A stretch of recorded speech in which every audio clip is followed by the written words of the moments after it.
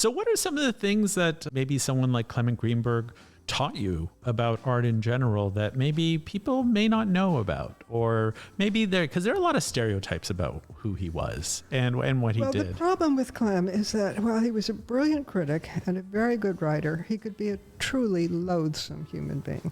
I think what put me over the edge was I was in Knoedler Gallery looking at something, and Clem came in, and I hear someone behind, I didn't know it was Clem, and I hear somebody saying, "I know those legs."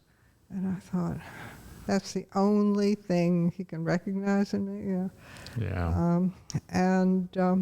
I told Michael Fried, who had stopped talking to him a long time before that, and I told Michael I'd stopped talking to Clem. He said, what took you so long?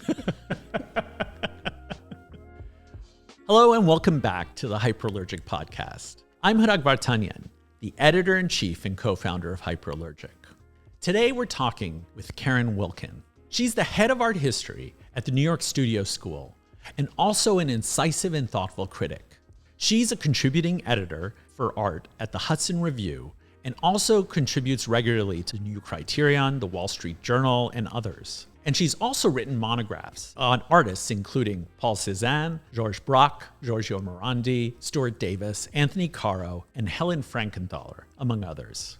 And one of the things we discovered during this conversation is her background in ballet and how that informs her own understanding of sculpture and space in general.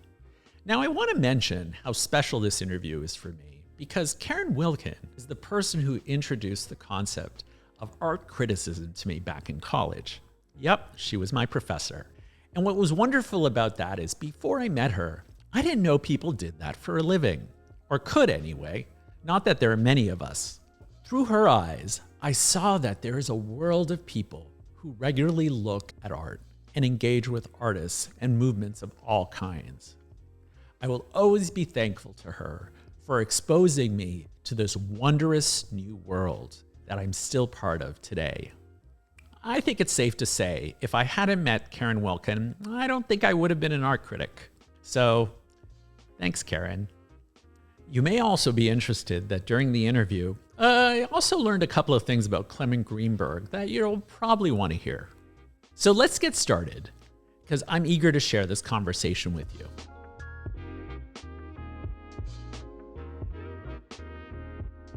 Well, today I get to speak to somebody who has been a formative influence on me and is probably the person who introduced art criticism to me as a profession, as a way of seeing, as a history, so many things. So Karen Wilkin is with us, and I couldn't be happier.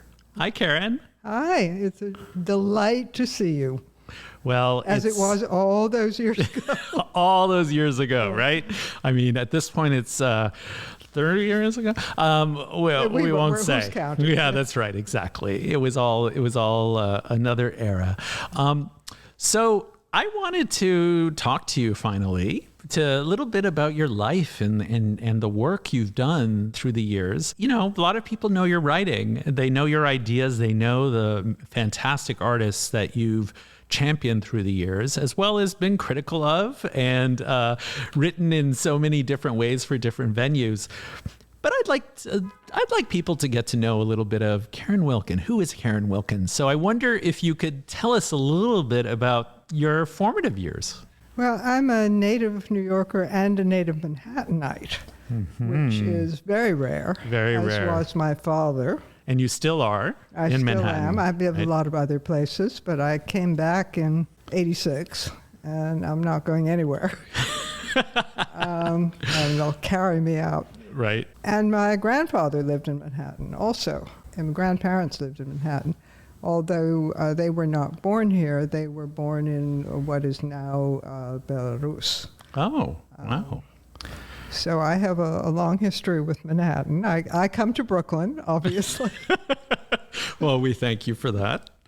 And so what was Manhattan like growing up? And what is a part of that history that I think people today may not know or may have lost knowledge of? Well, anyone who's not as old as I am and most people aren't these days, which comes as a shock, it doesn't remember a time when New York City kids could travel around the city by themselves. Right.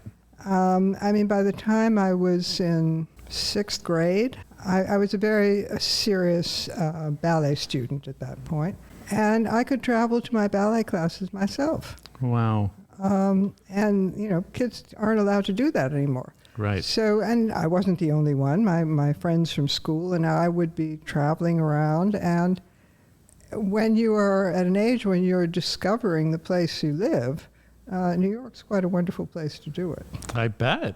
And so, if I remembered, you grew up around where we call Turtle Bay nowadays, or where did you grow up? Central Park West. Oh, Central Park West. There we are. Bourgeoisie. There we are. There we are. Actually, when we were moving back here, I was living in Toronto when my husband, who was an architect, decided that he didn't want to work in Toronto anymore. He wanted to come to New York. And the only thing I said is, I do not want to live on the Upper West Side. You were done. I had that. You were done. Yeah. It was finished for you. Definitely. So, tell us a little bit about those years. Where were your first experiences with art? Well, my parents collected a little bit. Okay. In fact, I inherited a very, very beautiful Alfred Maurer gouache from them. They had friends who collected. I also inherited an early Kandinsky woodcut, which they had been given by another friend. Mostly they had writer friends. And that means every single bookcase I have is double loaded because I have 2 copies of everything by my parents' friends, one dedicated to them and one dedicated to me. Wow. And I've got to do something about that. Yeah, that's kind of beautiful. There were a lot of writers, and but I wasn't allowed to go to museums. Why? My parents didn't think that children should go to museums. So by the time that I finally got to go to a museum, I really wanted to be there. Wait, so why would they think? Is it because of the nudity? Was it? No, I think they probably thought children in museums were annoying to other people, as you know they are. Well, that's kind of true, isn't it? Yeah. Though I think museums have changed a lot since then. They have. They have.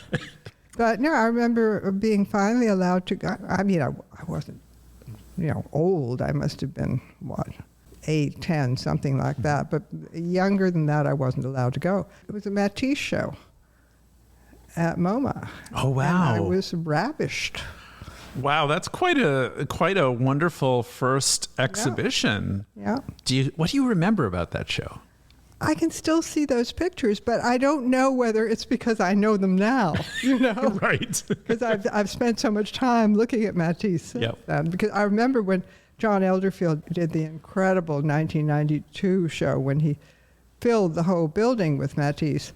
The day of the press preview, there was a bunch of us standing outside, champing at the bit, and ran in. And, like 6 hours later, I came out. And I remember it's totally involuntary thought as I walked out, I haven't wasted my life. Wow. I love that. So that was an amazing show. So what were some of the first reactions? Were you like, wow, I can't wait to go back? Do you think, like, what? I was very excited about it. I also thought, I want to try to do that.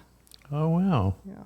And so MoMA at that time was much smaller. Much smaller. Not only was MoMA much smaller, but pursuant to what I was saying about kids being allowed to travel around New York by themselves, my friends and I from high school and maybe even from elementary school, we would go, and I knew every inch of that place. I knew where everything was in the old building. Wow. We all did. That's amazing. So now... And there was never any people. You could go and sit in front of the Monet water lilies by yourself forever. And not anymore. Not anymore. Not anymore. Don't get me started on MoMA and the permanent collection. Oh, I will get you started if you want to talk about it. I would love to, but later. It's an abomination, briefly.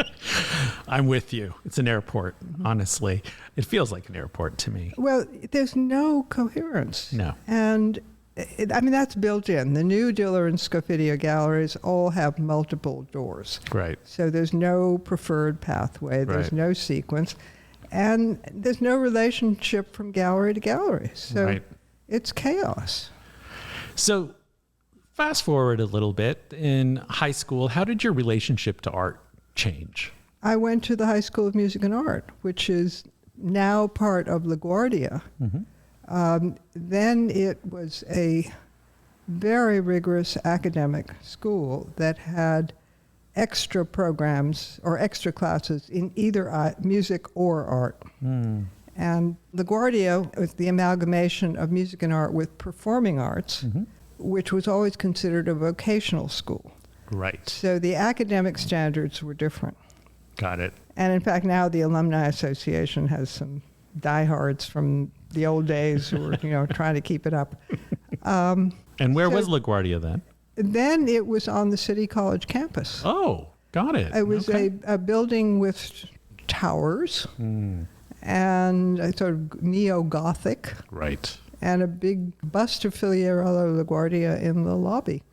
And an absolutely amazing group of kids. I mean... So high school for you was sort of a lot of exposure to the arts. Absolutely. And painting was an integral part of that? You painted the first semester. Oh. And then they figured, well, you've gotten that desire to use paint and color out of your system. Now we'll get serious. Wow. So after that, there was drawing. There was a design course taught by a woman who had been at the Bauhaus. Wow. And we'd have these Bauhaus exercises of design. And she had exactly 2 things that she said when the work went up for group crit. It was either profoundly beautiful or utterly without merit. And there was nothing in between. Do you remember her name? Mrs. Ridgeway. Ridgeway? Ridgeway. Ridgeway. Yeah. She had been at the Bauhaus. That's amazing. There was another teacher who had been a Hoffman student. Wow. That's incredible. It was quite a place. I bet. It sounds like it. So now how about the museums? Were you starting to go to museums then? Yes. The Whitney, the Met? Well, the Whitney was very conveniently back-to-back with MoMA at that point. Right. Briefly, before it moved up to the Breuer building. I never visited it on 8th Street, where I now spend half my life because I teach at the New York Studio School. But you could go from MoMA into the Whitney. They were back to back. Yeah. And how about the Met? What was your experience with the Met? Met was also a place where you knew where everything was. Right. Yeah. And you had a favorite room, favorite artworks? I remember always being fascinated by the Venetian rooms. I apparently had been taken when I was still, a toddler by my father to the Greek and Roman wing. And I can still see what that looked like with it was like a Pompeian villa with the sculpture in it. And I always wanted to go back to that. Well, of course, it wasn't there. They turned it into a restaurant. Right. And it only, 10, 15 years ago, went back to being the Roman installation. But it's not quite the same as I remember. No, I can imagine. So what was your first experience with art criticism? Do you remember when that was, or who it was, or what the show might have been? Well, we were definitely reading things at Music and Art. There was an art history course, and it was, pretty basic. I mean, there were these we all had these jokes we made about it because the person who taught it would always say the same thing, which is, Assyrian temples were huge affairs. That was all he ever said about Assyrian temples. And so then you went to Barnard knowing what you wanted to study, or did you have any inkling? Yes and no. I mean, one of the reasons that I wanted to go to Barnard, and I'd gotten into a couple of other places, was I wanted to stay in New York. Because I was dancing very, very seriously. Oh, that's right. Yeah. Oh, right. So you were one of the Balanchine pinheads as you used to joke. I'm saying it because you used to use that joke, definitely. Right? Well, I had the bird bones, and I was very flexible, and I was pretty good at it. My feet could have been better, but I was good enough at it that I was in the most advanced class by the time I was in Barnard. And I still don't know how I did this. I would go to a 9 o'clock class at Barnard. I'd have my dance clothes under my clothes. I'd get in the subway. The School of American Ballet at that point was on 82nd Street and Broadway, where Barnes & Noble is now. Got it. On the second floor. And every time I go to the second floor of that Barnes & Noble, it's like, oh yeah, that was dressing room 1, that was studio 1, that was studio 2. That hasn't changed. They've taken the partitions down. Right. So I would then have a class. I go back to Barnard. I have a couple more classes. I'd come back for another class, and then I'd go do my homework. Why I didn't die, I don't know. So what was it about ballet that appealed to you so much? Everything. And it was the most, an absolutely extraordinary discipline. I mean, you're aspiring to an abstract ideal.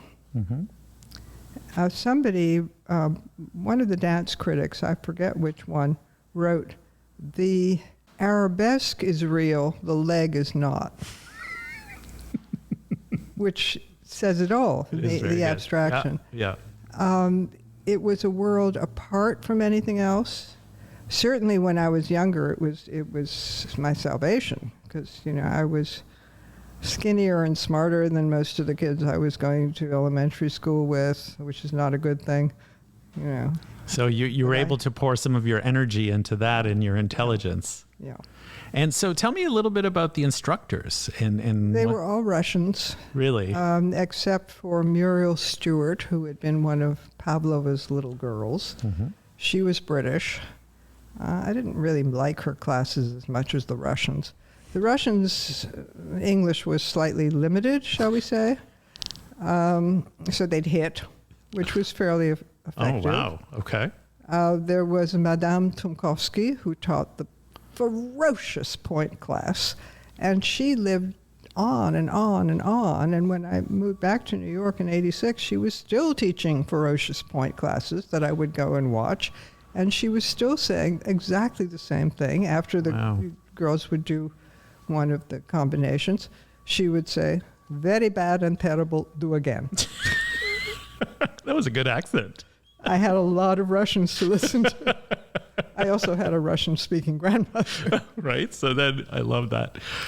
So that was sort of one of the places where artistically you also grew. Dance has been a movement. I mean, I don't think it's a coincidence that sculpture has been something you've written extensively about. It's connected to that, right? Absolutely right. Yeah. I mean, the sense of, Balanchine technique, and I'm probably going to get very boring here. Balanchine technique, which is like nothing else, partly because of its speed, but it's based on a very tight fifth position from which everything is very clearly articulated in 3 dimensions. And I am absolutely sure that is what I learned, and that's how I can look at sculpture. Yeah, I mean, I could see that. I mean, I've definitely, through the years, picked up, I was like, it's the way that movement in space is very interesting to you. And I love that. And with some artists like Caro, there's always, you experience many of the works kinetically. You feel that extension in space. Smith. With Smith, there's an incredibly important what's in front of what. Even though his work is always described as pictorial and flat, it isn't. Right. David Smith, it's about absolutely. those subtle 3-dimensionalities. And I probably shouldn't say this in public, but my distinguished colleague, Michael Brenson, who wrote a brilliant biography of Smith in terms of the history, and quoted people that is just marvelous to be able to read, like his first wife, Dorothy Daner, or his second wife. He's not good on the sculpture. He really doesn't see that 3-dimensionality, which is, and the artists that he likes, the sculptors he likes best are ones that are not about that. Right. like Giacometti or Magdalena Abacanovich. Yeah, well, I mean, I think like artists, writers, I mean, sometimes they're stronger in certain parts than others. And I think we all accept that. And that's why we read each other. Yeah. you know, it's like sometimes and it's I to don't think inform Michael ourselves. ever danced. Yeah, that's right. There we are. So at Barnard, did you start developing an interest in writing about the arts? Yes, but it took a while. I mean, I did a very advanced medieval French class the first year because my French was very good. I thought maybe that's where I would end up. Barnard at that time was half the size it is now. Right. It's still a very small school. But in those days, classes of 4 were not unusual. Really? Terrifying, but not unusual. No place to hide. Yeah. I remember one Italian class that had 3. Whew. Yeah. And who are some of your professors there? Well, the ones that I ended up getting really close to were for the most part, the art history professors. And that was the great, great scholar of Northern Renaissance art, Julius Held, the great authority on Rubens, as he pronounced it, and Vermeer and Rembrandt. He was totally inspiring. Somehow, without there being great examples of Rubens in New York City, he turned us all into passionate admirers of that artist. And of course, when we all got to Europe, we had our lists of what we had to go see. You know about that. Yes, absolutely. Absolutely. And he remained a very close friend. Oh, that's wonderful. Which was wonderful. In fact, my husband and I took him to lunch about a week before he died. Oh, wow. At 97. Was anybody teaching about modern or what? Barbara Novak was teaching American art, which was a brand new field at that point. And she was young. She's still with us. In fact, I should call her. She's 90-something, I think. She was married to Brian O'Doherty, who at that point was the critic for the Times. Right. So he was around, and that was very interesting. And there was a lounge called the James Room, which I don't think exists anymore. But it had very high ceilings and big walls. And Julius Held was mounting exhibitions there. Wow. Of things that, I think about it, how did he get to borrow these things? We had Pollock, we had Klein, we had Motherwell, we had just hanging up there. Unbelievable. And there was elicited a lot of discussion about, figuration versus non-figuration. It was a pretty amazing department at that time. I bet. There was, when you asked about contemporary art, you could not write your undergraduate thesis about a living artist unless you related that artist to a historical artist. Wow. Things have changed. Times have changed. Very much so. Yeah. And so who were some of the artists that stood out for you the most at that time? Or that maybe that opened your eyes to new ways of seeing? Well, my father and Adolph Gottlieb were very good friends. My father was Adolph Gottlieb's physician. They were the same height. Wow. I think they may even have been the same age. And they were very close. And so he was the first, I won't say real artist, but he was the first really celebrated artist whose studio I visited. And that was something I did when I first started working as a curator. Amazing. Go and do the first museum show of his pictographs because I had access. Wow. And where was his studio then? It was then on the Bowery. And what do you remember about that? It was this former Bowery bank. There were several other artists in there. He was very generous. We looked at a lot of work. At that point, however, he'd had a stroke and was in a wheelchair. And what was very exciting was I went around with him turned out to be his last show. It was in the Fuller Building. It was one of the big international galleries, and we went around and looked at those paintings, which were ones that he had the ground laid in by an assistant whom he called my good left hand. And so the drawing was somewhat tremulous. They were really beautiful paintings. And it was very exciting to go around with him. So what did you learn from him? Well, he was so matter of fact about the way he talked about the work, how it was made, what he had done. Right. And so was that, I mean, abstract art was sort of still being debated in the public commons in a way. It certainly was in my parents' living room when I was in high school. Really? Yeah. And so what were some of the conversations you were Well, it was, hearing? someone would always say, well, Picasso can draw, Right. And because my parents had friends who collected more seriously than my parents, but they were buying, they were buying Maurer. Both of them were buying Maurer, and I was allowed to go along when my parents bought their Maurer at Bertha Schaefer Gallery. And they narrowed it down to a head and a still life with a doily. And they were dithering, and I said, why don't we get both? And it was, shut up, kid. Well, I'm living with the head. It's beautiful. But I can still see the damn doily painting. I love that. My parents' friends also had Karl Knaths, and I'm extremely grateful that my parents were not interested in this work. And we had very beautiful little Gottlieb burst, which I'm still living with. Beautiful. So, but I know it was always, I remember overhearing those conversations, and there was a lot of emphasis placed on ability to draw. Right. That makes sense from that era. So in college, did you start thinking maybe art is what I want to do? Curating, writing? Well, you have to declare your major by the end of the second year. Got it.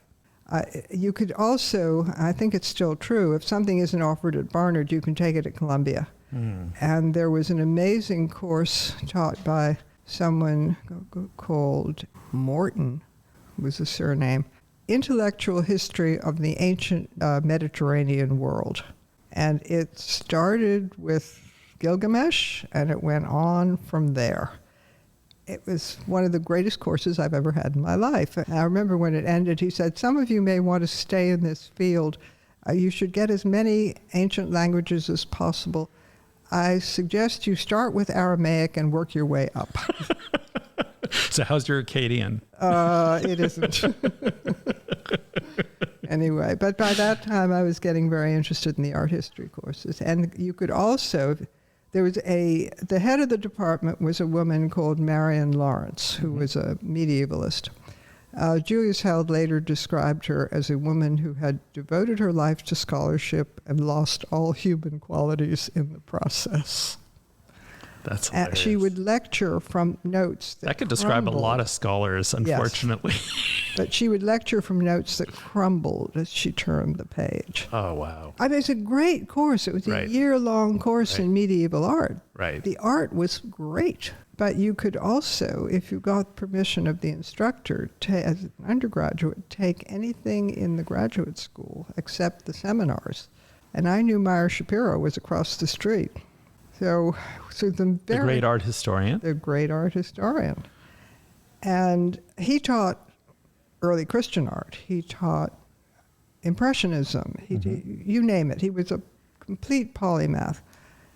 And I was able to study with him starting from when I was an undergraduate. Ooh, well, that seems pretty special. It was. And what were some of the courses you took with him? Well, I took early Christian art. I took Impressionism. I took... Any modernism or modern art? The most modern course was the Impressionism. Really? Yeah. That he was... He would just choose what he was teaching. But was anybody teaching early 20th century or no? Ted Reff. Okay. That's a whole other story. He would prey on Barnard girls, so I definitely didn't want to take his course. Yikes! Yeah, that's a whole part of the story. Probably isn't. Times were very different then. Yeah, I bet. I mean, there are quite a number of people teaching that would, now be in jail. I bet. Yeah. And What was it like being a woman in the field, or being a woman sort of studying these, our world is gendered. And at that time, I'm guessing that probably played a role. Well, I discovered long after I graduated, I was told that I was the brightest art history student they had ever had. But I wasn't getting any of the recommendations for the fellowships or the internships. Wow. I later discovered that my male colleagues were getting preferential treatment. Of course they were, unfortunately. On the other hand, one who was a good friend ended up teaching at Emory, which was not really one of my aspirations. Right. Okay. I was also doing non-credit art courses.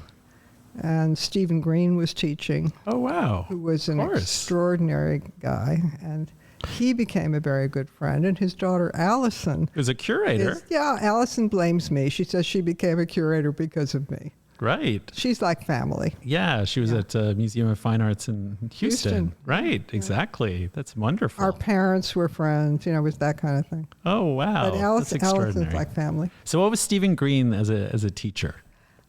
He was extraordinary. And what was he teaching? He was teaching drawing. He was teaching drawing. Wow. A drawing course. Amazing. And he was a teacher for a lot of important artists. Oh, yeah. Well, my whole relationship with Frank Stella hinged on the fact that I had been close to Stephen. Makes sense. And that was why Frank took me seriously. Wow. After Steve died, the Addison did a show at Frank's insistence, honoring Steve. That's right. And he asked me if I'd do the show, which of course I was happy to do. Steve had done a last series of drawings that were absolutely ravishing, very mysterious, very, very subtle. So when you left Barnard, what happened? How did you... Well, I did an MFA, first of all. An MFA in studio art, or which... Yeah, but I was also doing a lot of the art history as well.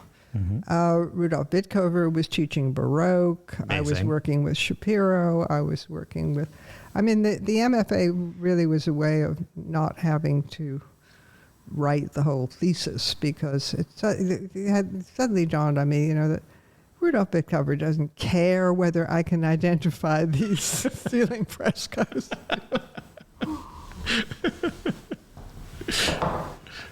And I had a Fulbright to Rome, so I went to Rome. And was that your first time in Rome? No.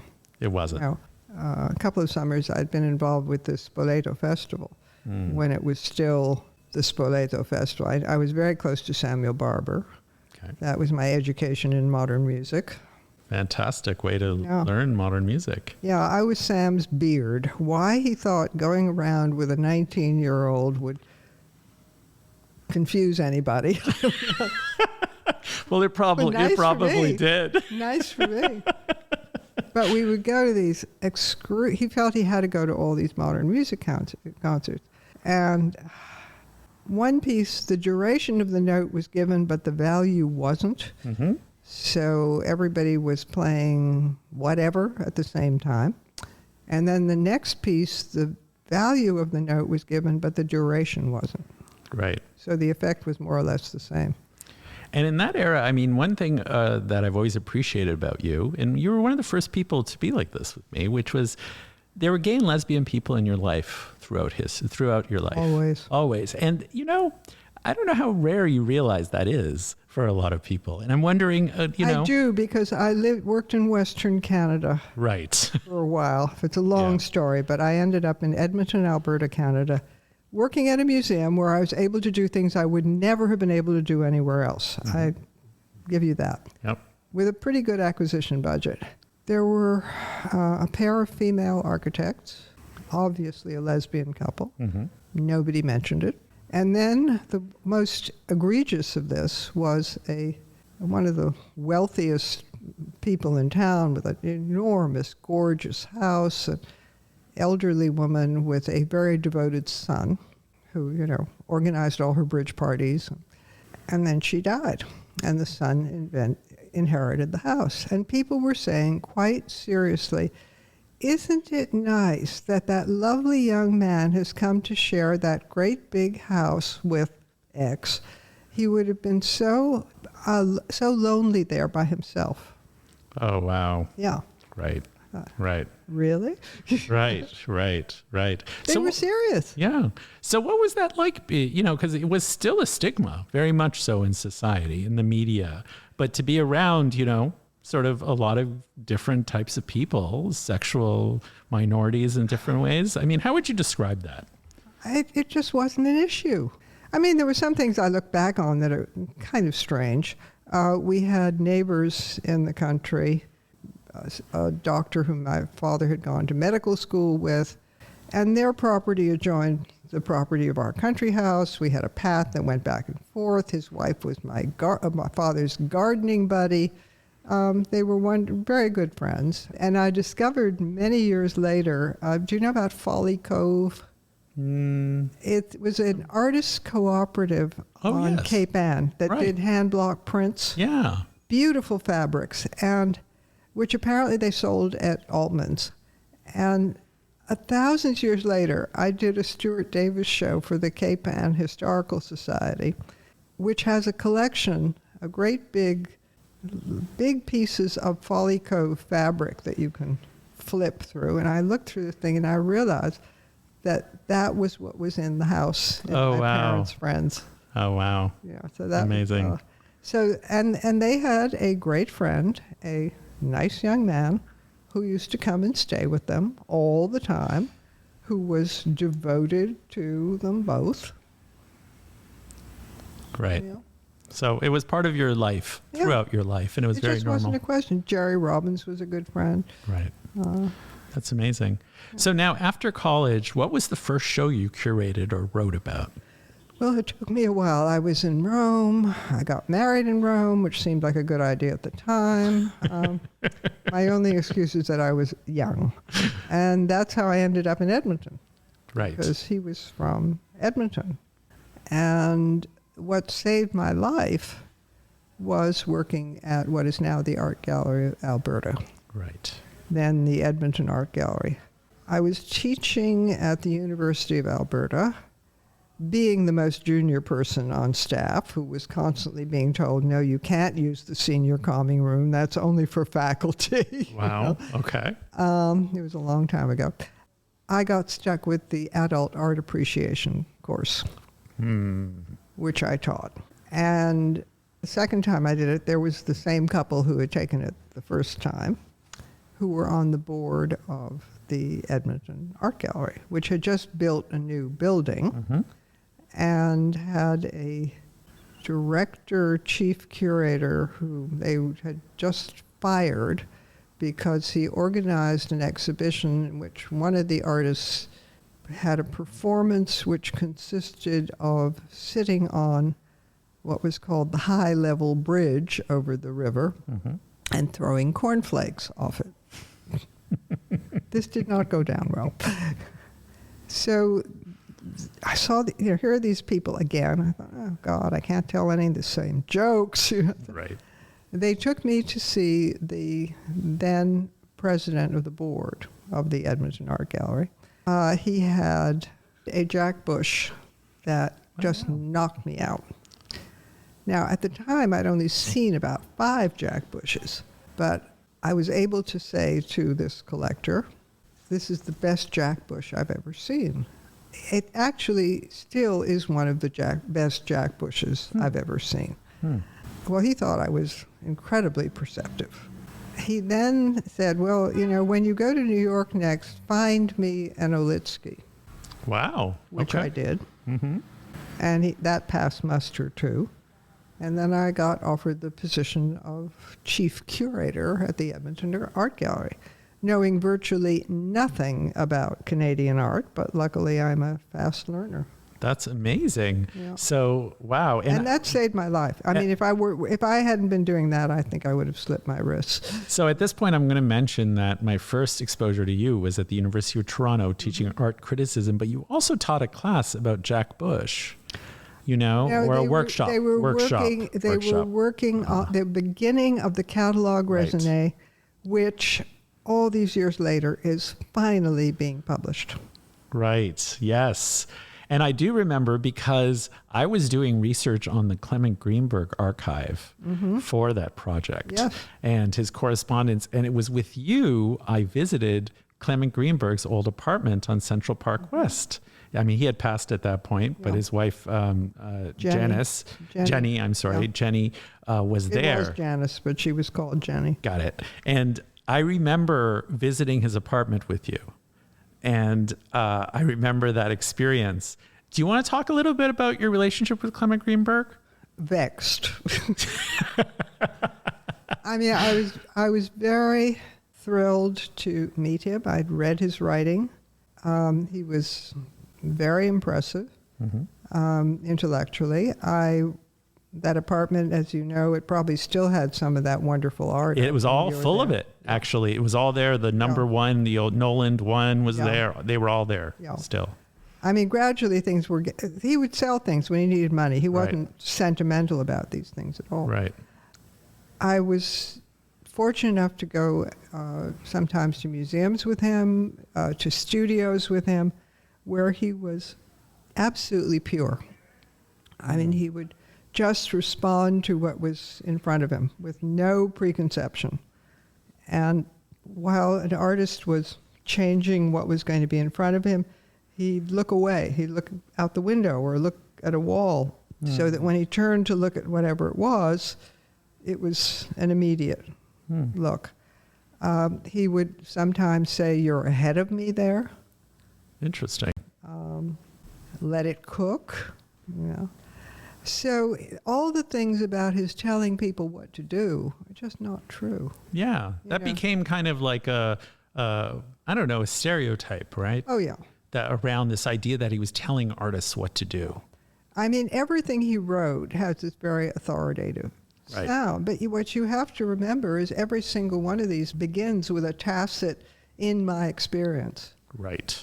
He's trying to be faithful to what he saw, being led by his eye. And what he frequently said at talks, and I'm sure you've heard him, or you've read this, he would say that if he'd had his druthers, that was one of his phrases, the best art of his time would have been representational. Right. But what he was seeing told him it wasn't. Right. So he was willing to sort of, look and see something that he didn't necessarily expect. He wanted to see something he didn't necessarily expect. Wow. Now, things changed late in life. He was drinking much more, and I think at that point he was looking for something. He went with expectations. But when I first knew him, he wasn't like that. And I learned a lot. So what are some of the things you learned from him? Well, to deal exactly with what was in front of you, rather than to expect it to look somewhat. Or prescribe something. Or prescribed in any way. Right. And there would be discussions sometimes in the studio because there were often more than one person in the studio. And I've also since 1982, been involved with an international program for artists that the sculptor Anthony Caro started, which part of the program was what was called a workshop, which was like master classes for artists. Triangle, exactly, which is still going strong. Yeah, it's headquartered in Dumbo, actually. It's headquartered in Dumbo. Yeah. And Triangle, of course, for those who don't know, it was was it like US, Canada, UK? Was that the triangle, the original triangle? Right. Well, by year 2, we had a French artist and a South African artist. Now, I don't know what you'd call the figure. Right. I think 65 or more countries. Amazing. Every continent except Antarctica. Right. And one of the artists went to Antarctica on that British Antarctic survey thing where they send an artist. So you got it. So we got it. But you were also involved with Emma Lake workshops. I was a visitor at Emma Lake. Right. As Clem was. Right. As everybody. Noland was there. Yeah. Frank Stella was there. And that was in Canada. And that was also an important workshop for a lot of abstract painters, correct? It was.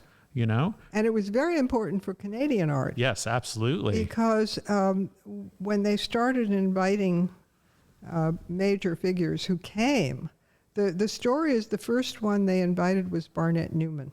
Oh, wow. And he, as you know, Barnett Newman was a devout socialist and ran for some New York City government position on the socialist ticket. Didn't make it, but he ran for it. And he wanted to go to Saskatchewan. The story is the first thing he said was, "Where the hell is Saskatchewan and who is Emma Lake?"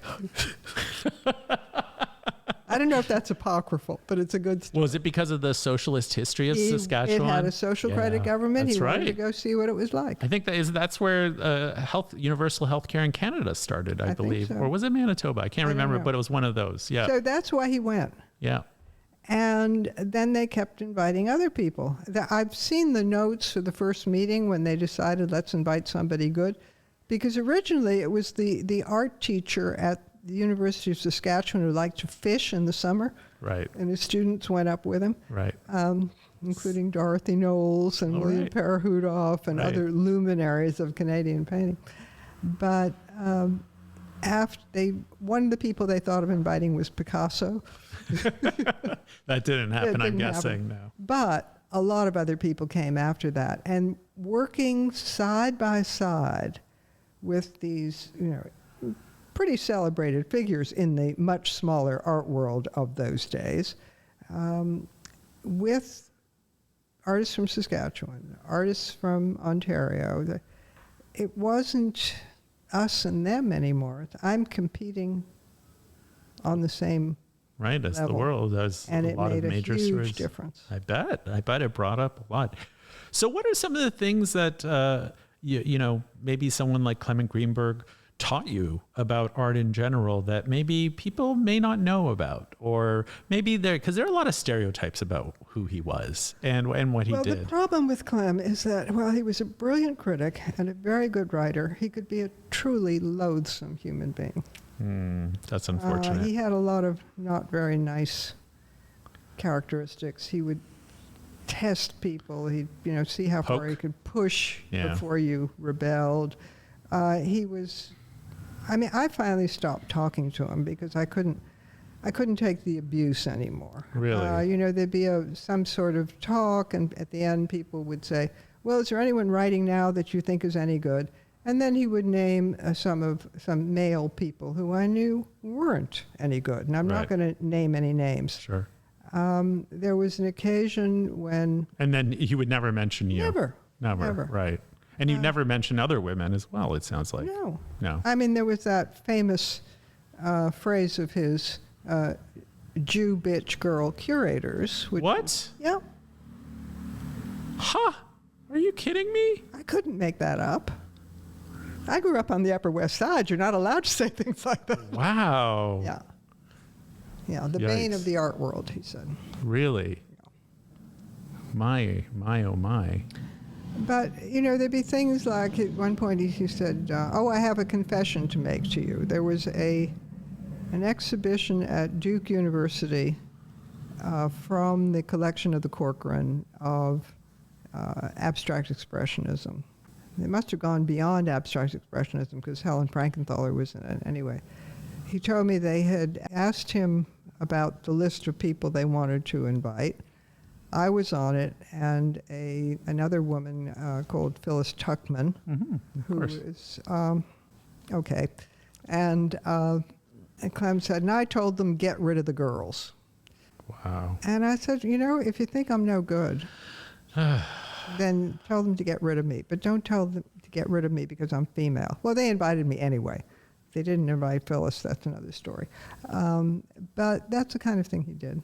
So, yeah, I could see that also, that kind of contrarian or terrible attitude probably created a lot of enemies, too. It certainly did. As it probably should have in some ways. When I finally stopped talking to him, I think what put me over the edge was I was in Knoedler Gallery looking at something, and Clem came in, and I hear someone behind, I didn't know it was Clem, and I hear somebody saying, I know those legs. And I thought, that's the only thing he can recognize in me. Yeah. I told Michael Fried, who had stopped talking to him a long time before that, because I think Clem was incredibly rude about Michael's wife, who was a brilliant scholar, history of psychoanalysis. Mm-hmm. And I told Michael I'd stop talking to Clem. He said, what took you so long? And then, of course, there was the other little detail there. My mother's best friend was Clement Greenberg's cousin, Sonia. No way. So I was hearing stories about what Clem was like as a child, some of which have turned up in a biography. Apparently, he bludgeoned a goose to death with a shovel as a child. That's unusual. Yes, and I was curious enough about this when I was still talking to him to ask him about it, and he said, "You've been talking to Sonia." Well, I had, actually. And then he said, "Well, that goose reminded me of my father." Ooh. Whoa. Now, I should say that Clem's brother, Marty, who was a writer, was one of the nicest, kindest, loveliest human beings on this planet. Yeah. And his daughter, Sarah, is also a lovely, brilliant, delightful person. Right. Well, to say sometimes different siblings in the same family show up very, very differently in the world for different reasons. So, wow. Well, I mean, you are a brilliant writer, so I don't know what he was saying, but... well, he did used to say that I handled the language well. Oh, okay. I guess that's his way of giving a compliment, right? So who were some of the people that did inspire you to, to write more, or you felt you were in dialogue with? I grew up reading The New Yorker cover to cover. I started with the cartoons. Then when I could read more, I read there used to be those hilarious squibs at the end of the articles, sort of weird things that got printed. And I think reading the prose in The New Yorker when I was growing up, which included J.D. Salinger and Catherine White and John McPhee and all of these really, really good writers, I think that had a big influence. My godparents were writers. Right. My godmother was the humorist Ruth McKenney, who wrote the Sister Eileen stories. Amazing. So I had, and S.J. Perelman was a family friend, so we had all those books. Quite a literary circle around your parents. Very literary, yeah. Well, how did that happen? How do you think? I don't know. These were my parents' friends. I don't know how my parents knew these people. Do you know how they met them? It may have been partly because they were patients of my father's. Right. Got it. Who was a very, very literate man who also was very, very knowledgeable about music. I mean, I don't think anything ever, would be in the car, QXR would be playing. There was never anything that he couldn't tell you what it was. Wow. So, and my mother was, a very intelligent, well-educated woman who never did anything, which was tragic. So were there any books that were really formative for you in early or even college or early part of your art career? Well, I read, believe it or not, Andre Malraux was very, the of course. That was a very important book when it first came out. Which one?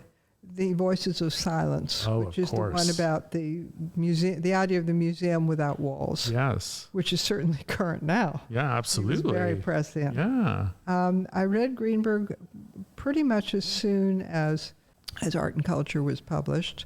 I was reading some of the magazines, so I read Michael Fried early on. I knew that was lumpy prose.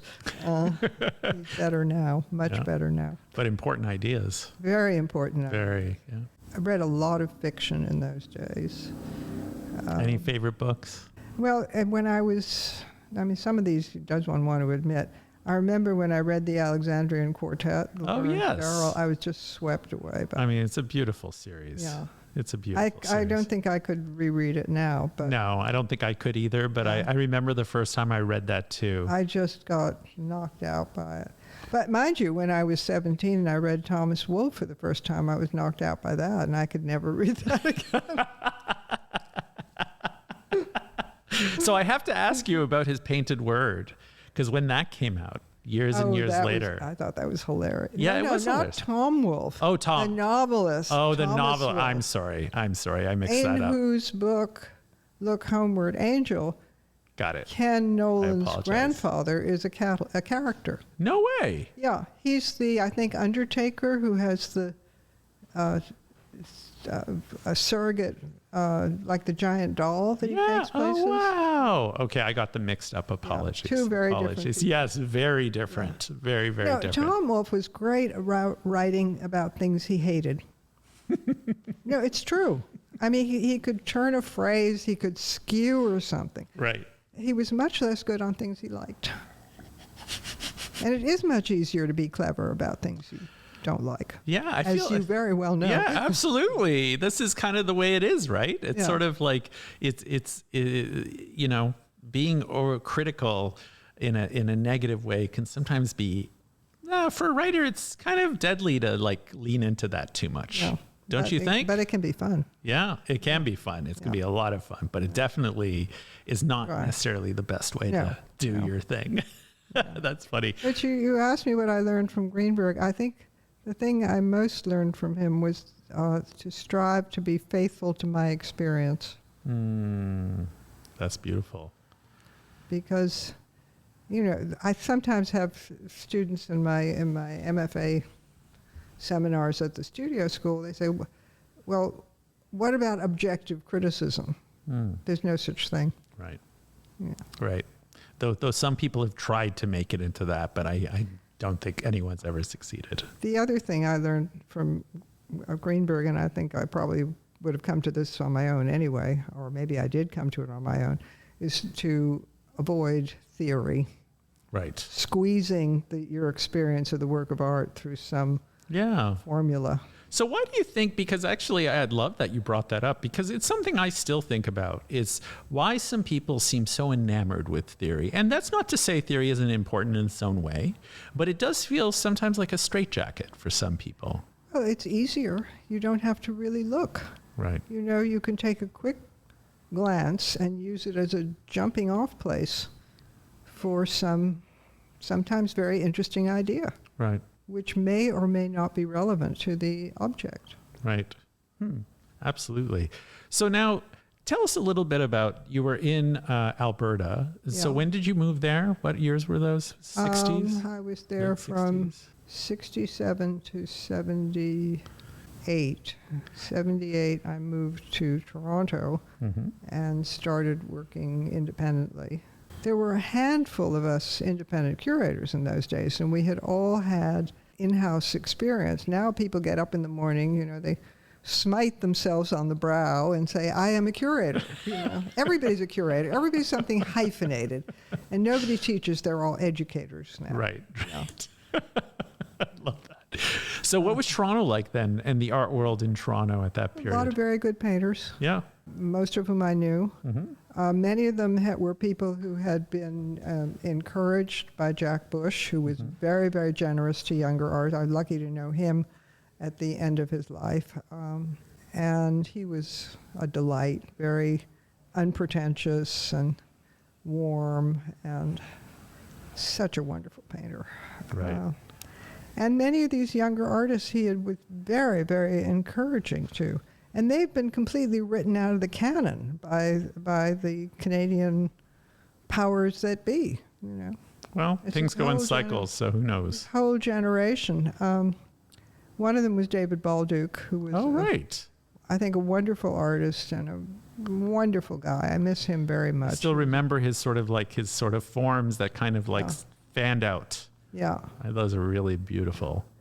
Or are beautiful. Died a few years ago. They still haven't done a major show, which they should have done. Sure. Yeah. Absolutely. So Jane Corkin, I think, a gallery, which is a very good gallery, is showing some of these people. Which fantastic. Absolutely. So then you moved to New York, you said in 82, back to New York? Back 85. 85, okay. And so what brought you back to New York? Well, really, my husband. Okay. I got rid of the other one, which was a very good idea. Out with the old, in with the new. Out with the old, in with the new. Don decided that he didn't want to work in Canada anymore. He wanted to work elsewhere. So what was New York like when you returned?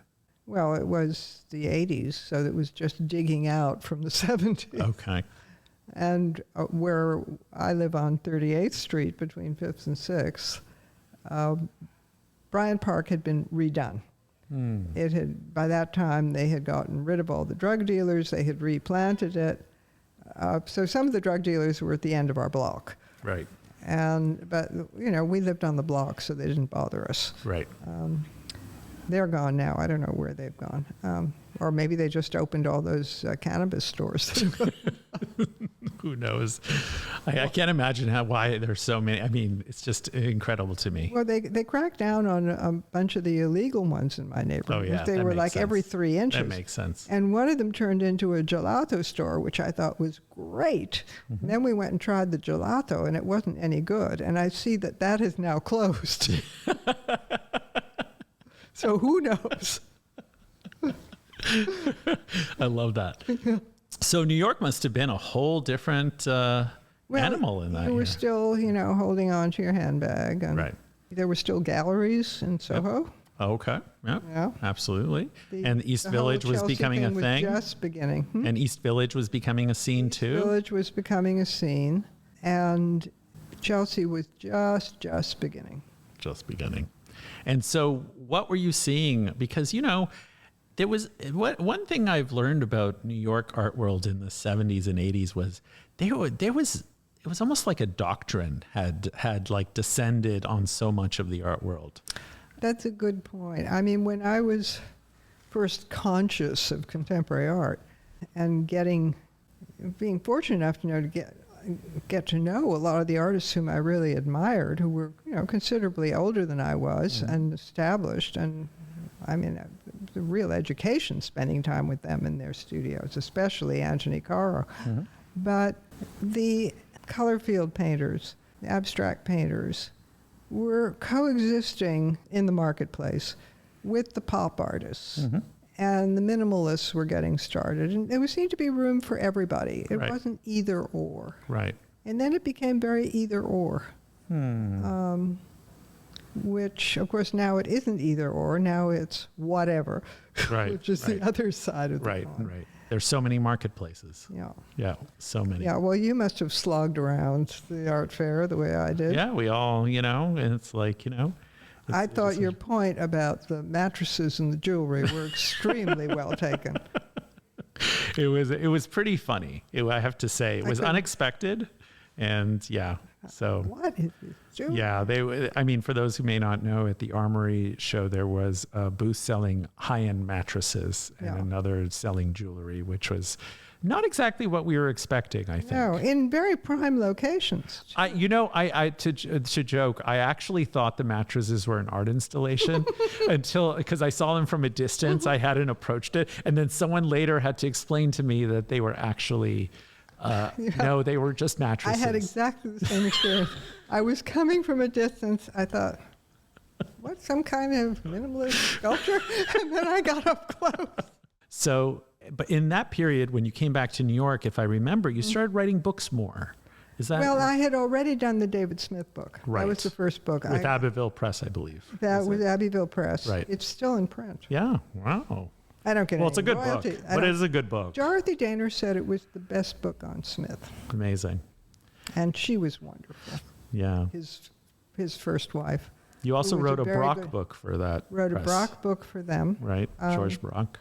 That was a lot of fun. Yeah, absolutely. But you were starting to write books more in that period. Well, I mean, you asked me how I got started writing, and that was entirely when I was working in Edmonton. Mm-hmm. I was doing exhibition catalogs, and the local artists, some of whom were very good, some of whom I'm still in touch with. Mm-hmm. I mean, there are two sculptors whom I'm always in touch with, who I think very highly of, Clay Ellis and Catherine Burgess, who are quite well known in Canada, but not here. Some of the local artists said, well, you're from New York, you have connections, why don't you write about us? Well, the only connection with the publishing world I had at that point was my former professor Barbara Novak's husband, Brian O'Doherty, who at that point was the editor of Art in America. So I got in touch with Brian and said, would you like an article about Western Canadian artists? He said, 2,500 words. Well, I had no idea what that meant. This was not the, it didn't show you at the top of your computer screen. I mean, this was typing in those days. My first electronic typewriter was a big deal. So I did that. Then I started writing for Arts Canada and all sorts of places like that. Arts International, we all wrote for Art International. That was everybody. Michael Freed, you name it. It was a beautiful publication. It was a beautiful publication. He didn't pay. Really? Well, he would pay eventually. But it was prestigious to write for him. Okay. Yeah. No, I was thrilled to write. Sorry, who's him? I'm sorry. Who's him for Arts International? Jim Fitzsimmons. That's it. Okay, thank you. Who I don't think is with us anymore. Right. And so then that was a rite of passage writing for Art International. Right. And so then you started writing more and more. Well, then I got this phone call from Abbeville Press and said, would you like to do a book on David Smith? That took me about 30 seconds. Because I'd already done an exhibition called The Formative Years, which was Smith's work of the 30s and 40s, which I later discovered was the first time anybody had put Smith's drawings with his sculpture, even though the drawings were very related to the sculpture. I mean, nobody told me not to do it, so I did it. So they knew that. That traveled. That came to New York. So then come the 90s. Now, what do you remember in terms of how the art world may have changed in the 90s? Well, it became much more polarized. There, in spite of the fact that the watchword, the borders are permeable in terms of materials, in terms of kind of art you're making, and whether it was figurative or abstract or what. It just seemed to be much more of an us-them kind of thing. Maybe generational. Right. I mean, critics do tend to get stuck with their generations. Of course. Sure. I am in touch with a lot of younger artists because of teaching. Right. But I'm sure the bulk of the artists you're sort of corresponding with are probably... Well, the ones I'm closest to. Yeah, I mean, of course. There are some of them who are my generation, like Jill Nathanson, who I think is a terrific painter. Yeah. Fran O'Neill, another, a lot of women, which is nice. And I was lucky enough to know Tom Noskovsky pretty well, whom I admired enormously. I know Martin Puryear, not well, but enough to have a nice conversation with him every now and again. Right. And so I'm a little peripheral. Right. And that's okay. Yeah. And so who are some of the artists that have really changed what you do? For you, that really challenged you? And, not necessarily like in person, their work challenged you, or maybe some idea they put forward. You sort of had a eureka moment later. Who are some of those artists? Well, the most recent one is someone you probably don't know, African-American artist named Clintel Steed. Oh, I know Clintel from the New York Studio School. Right. Yes. And Clintel's work always challenges me. I agree. I think he's a spectacular painter. He's dealing with, I did that show for the Equity Gallery, which had a wonderful time working on that. And he's so intense, and he's so committed, and his work deals with so many complicated issues, but it's always about painting. Right. And I find he's someone that really, I have to look very hard, and I have to think very hard. He's a good one. That's a good one. Any other artists who have challenged, your way of thinking? Well, Jack Bush sounds like he was probably... Well, Jack Bush, I just fell in love with those paintings. Right. There's series I like better than others, but he's just so seductive. Yeah. But, the person whom I may have learned most from was Tony Caro. I was fortunate enough to spend a lot of time with him in the studio. He and his wife, Sheila Gerling, a terrific painter. So Anthony Caro. Yeah. Yep. His wife, Sheila Gerling, a wonderful painter who is virtually unknown in this country, well known in Great Britain. Going to Tony's studio was work.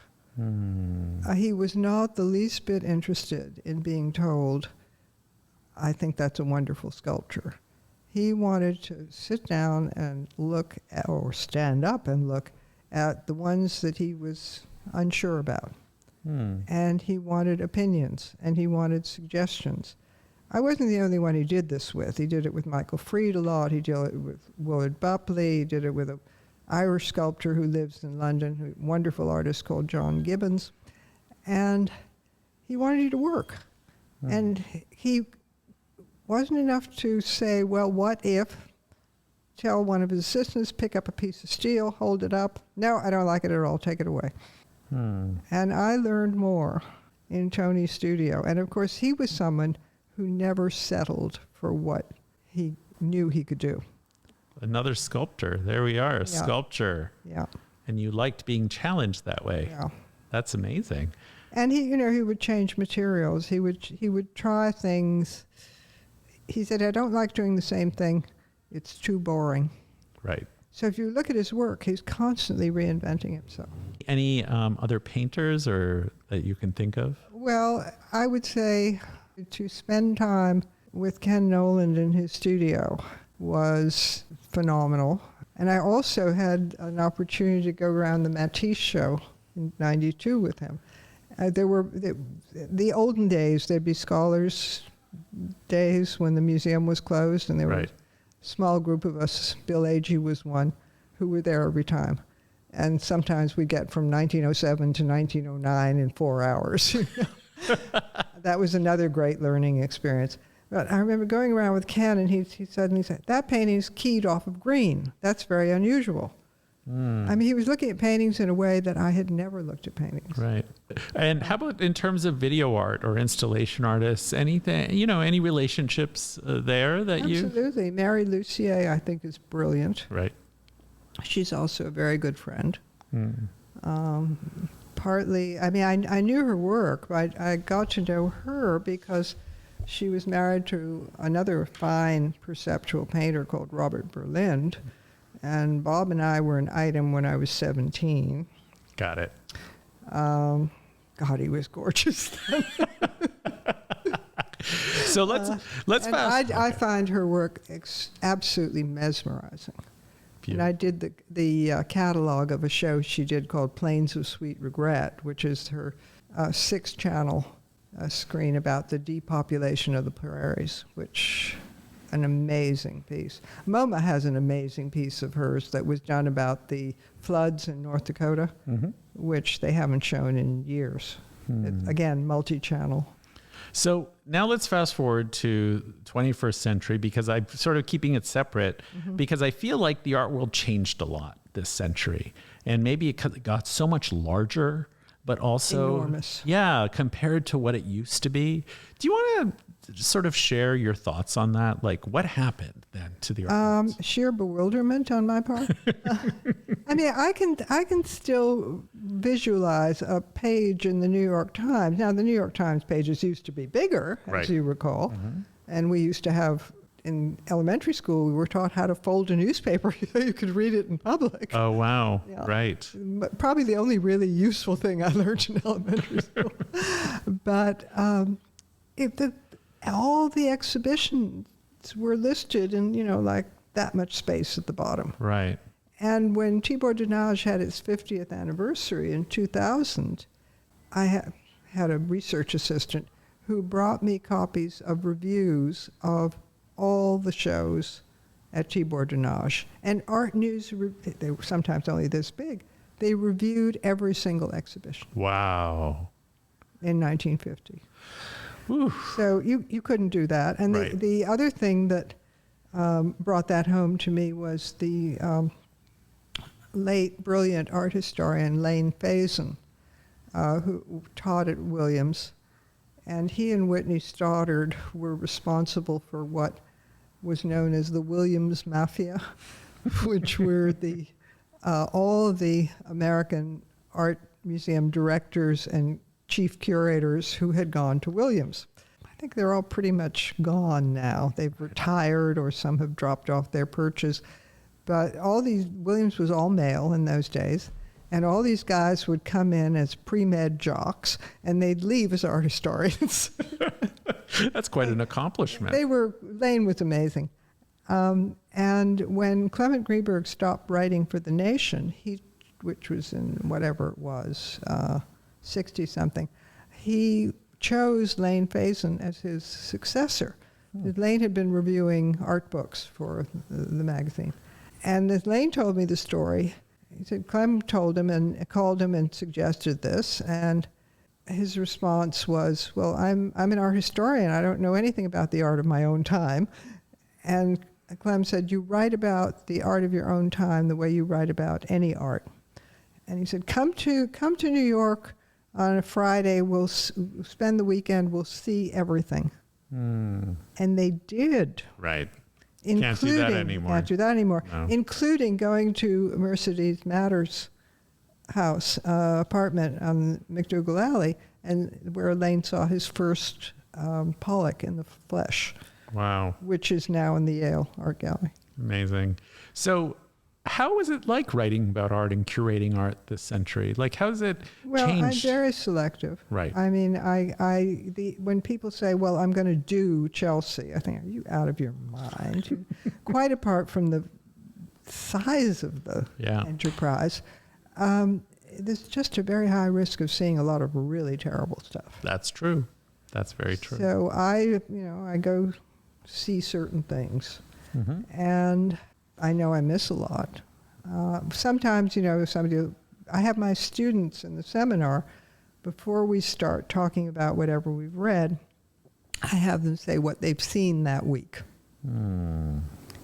And they often go see very different things than I do. So that's good. Yeah, that is good. Of course. Sometimes if I'm intrigued, I'll go look at that. But the main difference that I see, besides just the sheer magnitude, is that it's become all about money and not about aesthetics. Right. It's monetary value, not aesthetic value. And so what are some of the things that may have improved in your opinion? I'm not sure. Well, certainly women are getting more attention. Women are getting more attention. People of color are getting more attention. I mean, sometimes deservedly. Yep. Sometimes not so deservedly. Absolutely. I mean, I am ecstatic that a wonderful abstract painter like James Little was on both floors of the biennial. Right. Making some money and finally having the attention that he deserves. Carl Hazelwood is getting a lot of attention. Right. Another Triangle alum. Those are both Triangle alumni. We're very proud of Hugh Locke. Oh, yeah. Who has become the incredible. Yeah. He's one of ours. So these are they having more attention paid because they're people of color? Maybe. But they're wonderful artists, and they should have that attention paid. Right, exactly. Very well-deserved attention, right? And McClelland is another alum. So what are for people who may not know your work? I mean, part of this podcast is sort of for people who may not know your work to be introduced to you. What are some of the books or things you've written or shows you've curated you'd love them to take a look at that you think is representative of some of the things you've worked on? Well, one of the things I'm very proud of is the show I did with my beloved late colleagues, Bill Agee and Irving Sandler. We worked on a lot of things together. We did a show that we called American Vanguards that was Arshila Gorky, Stuart Davis, John Graham, William de Kooning, and their circle. 1927, 1942. And we were looking at a moment in the history of American art, particularly New York art, that is often not looked at, when there was this extraordinary cross-fertilization among these young artists. And John Graham turned out to be the glue that was holding them all together. He was the connective tissue. The way we got interested in this is every time I was working on someone like Stuart Davis or David Smith or any of the artists of that generation, I'd take a step back and I'd fall over John Graham. Right. So at that point we thought, we should look at this. Right. And then I did a John Graham show with Alicia Longwell for the Parish where we looked even more deeply. But American Vanguards is something I'm very proud of. I like my Morandi book. Yes. It was the first one in English. Yep. Amazing. And it has very good color reproductions. That's right. And you're the person who introduced Morandi's work to me. I didn't know his work before. Absolutely. There's a show coming up. Oh, wow. In New York. The thing that I think I'm most grateful for, happy about, because I do reviewing as well as I play both sides of the street. I don't write reviews of the shows I organize. I have to say that these days because conflict of interest is it's a funny thing, out isn't there, it? shall we say? Yes, absolutely. The other thing, the one really honorable thing I know about Clement Greenberg is he always said, you don't write about anybody you sleep with. Right. I think he was probably true to that. Right. Anyway, because I write about all kinds of shows, it means I have to keep my art history chops in order. Mm-hmm. I also get to exploit all my curator friends, and I learn a lot, when I walk around with them and talk about the shows. So, and when you're teaching, you teach a lot about Cézanne. Well, it comes and goes. Yeah, that's right. Okay. Yeah. And who are some of the others? Who are some of the real sort of touchstones for your teaching? Well, because I'm at the studio school, there's a lot of overlap of what I'm interested in and them. Obviously, Piero della Francesca. Yes. Obviously, Cézanne. I have them look at a lot of Bernini, which is slightly heretical. But this is all in relation to a reading course, which has the pretentious title of Words for the Wordless. But they start with Cennino Cennini and a Renaissance handbook, and they go right up to Michael Fried and T.J. Clark and read artists on art. They read Leonardo's notebooks. They read Baudelaire. They read Delacroix's journals, but they also read Simon Schama on Bernini. They read all kinds of people, artists writing about art, art historians writing about art, critics writing about art, and it's to give them a sense of the many different ways you can use language, with the aim being they have to write a thesis, which is not an academic thesis. Right. Has to be tangentially related to their work in some way. And everybody needs an artist statement these days. And we tell them that if you can write an artist statement that people will read and not want to throw across the room, if it stays in the pile, your chances of whatever you're applying for are greater. Yeah, there you are. That's so true.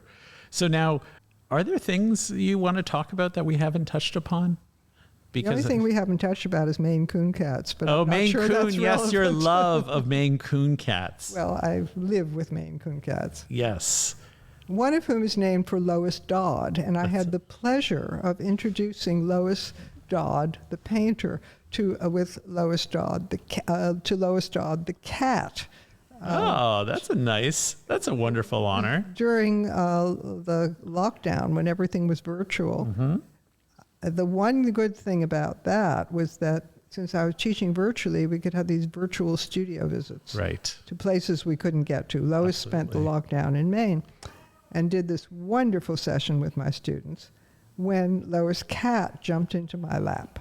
So I could introduce them, and Lois Dodd is a cat person. It was very nice. That's beautiful.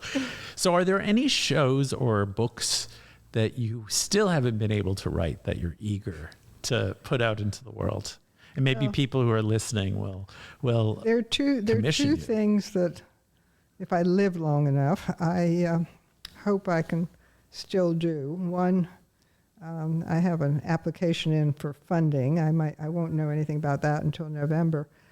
I'd like to write about the cross-fertilization again, that moment of in-between and overlap around Bennington in the 60s, when Anthony Caro and Jules Olitsky were teaching at Bennington. Ken Noland lived in South Shaftesbury. Robert Motherwell and Helen Frankenthaler visited frequently. So did David Smith. And the painters were making sculpture. The sculptors were having their work painted sometimes by the painters or were making sculpture that was somehow responding to the painters. Was Paul Feely there too? Paul Feely was teaching at Bennington, but he wasn't part of this group. Got it. Okay. So you have Noland's stripe paintings profoundly influencing Caro's low-lying Bennington sculptures. Oh, wow. You have Smith proposing to Motherwell that they collaborate, and Motherwell saying no because he said he couldn't imagine what an elegy looked like from the side. Wow. So Smith paints his own elegy on steel and makes his own sculpture. Amazing. Helen does drawings that relate to seeing Smith in the field. So there's all of this back and forth. Oh, that does sound like a very rich period. Yeah. That's amazing. And how about a book? Any books? Well, that is a book. Okay, that's a book. Yeah. This sounds There like an isn't- exhibition. That's why. It would be a wonderful exhibition, Right. but I think a little expensive. Probably. And how about an exhibition? Is there something? Well, another exhibition that probably was going to happen was Helen Frankenthaler's source paintings. All her life, she was looking to old master and modern master painting and painting her own variations on them. I mean, that starts in the 50s. And when Helen was still alive, but not in great shape, we were talking about doing this show. The American Federation of Arts wanted to do it. And unfortunately, the AFA needs to receive a certain amount of money for their work. And that means you have to have a certain number of venues for a show. And they had a certain number of venues, but one of them was the Museum of Women's Art, which Helen was violently opposed to. Really? When they got going, she wouldn't give them a work. They said if they wanted something of hers, they had to buy it. Wow. Yeah, she didn't believe in that kind of segregation. Oh, interesting. Well, I tend to agree with it. You know, Right. It's like, why should it be a separate category? Right. You know?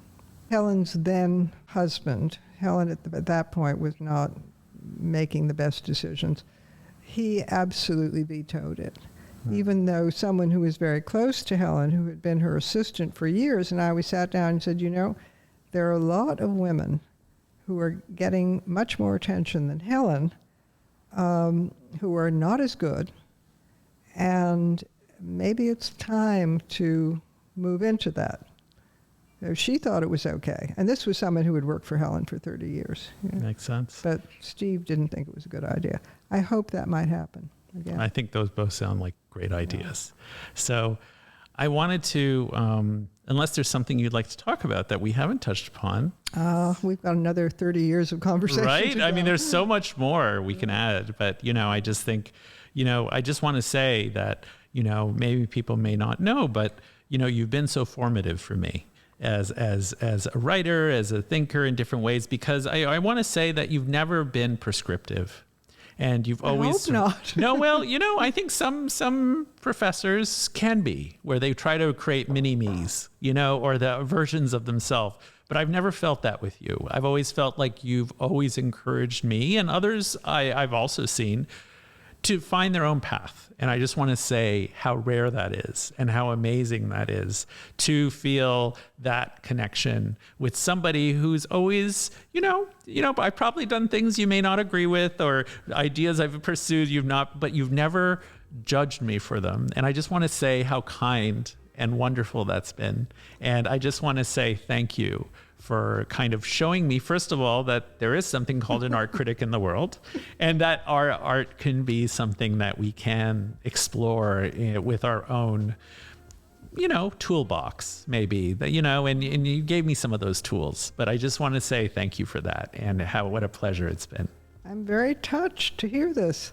But, you know, it never occurred to me that there was any other way to do it.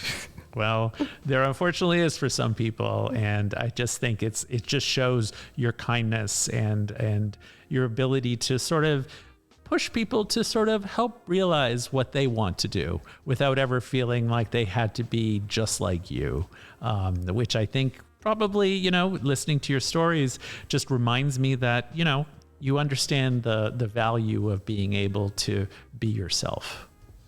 Well, I've been lucky in that I spent a lot of time with people who were aggressively themselves in the studio. And I learned a lot from that. Yeah. It was exciting to see that. Well, thank you, Karen. And Thank you. And thank you for this conversation. It's always a delight. The pleasure was all mine.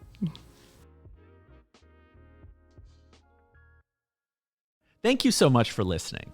This podcast is edited by producer Isabella Sigalovich.